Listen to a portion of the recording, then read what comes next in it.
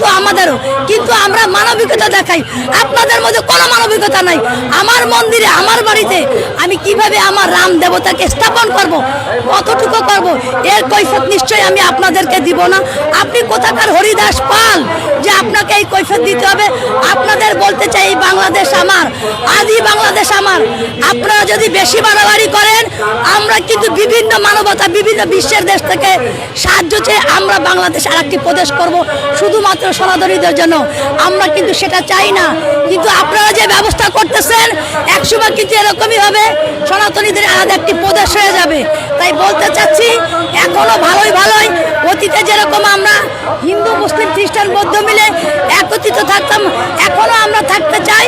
আর আমার মন্দিরে আপনাকে নিমন্ত্রণ আমরা করলাম, আপনার ভালো লাগলে আসবেন, না লাগলে আসবেন না। কিন্তু আমার মন্দিরে আমি কোথায় আমার দেবতাকে কতটুকু রাখবো, তার কৈফিয়ত আপনাকে আমি দেব না। আপনার মতো হরিদাস পালকে আমরা গণনা করি না। অতএব এমন কিছু করবেন না, হিন্দু মুসলিমের দাঙ্গা বাঁধাবেন না। এই দাঙ্গা বাঁধালে কিন্তু আপনারা পার পেয়ে যাবেন না। আপনারা দুইটা মারবেন, আমরা একটা মারবো, কিন্তু আমরাও মারবো। আপনারা মৌলবাদীদের মুখের কথা একরকম, তারা মুখে বলতেছে আমরা সকলে সমান, কিন্তু তারা সবচেয়ে বেশি আমাদের ঘৃণা করতেছে, আমাদের ক্ষতি করতেছে। জামাত ইসলাম কোনোদিন কখনো হিন্দুদের বন্ধু হতে পারে না, সম্ভব না। তারা কখনোই মন্দির পাহারা দেয়নি। তাদের মূল উদ্দেশ্য হচ্ছে আমাদের সনাতনী বোনদেরকে ইসলাম ধর্মে গ্রহণ করা।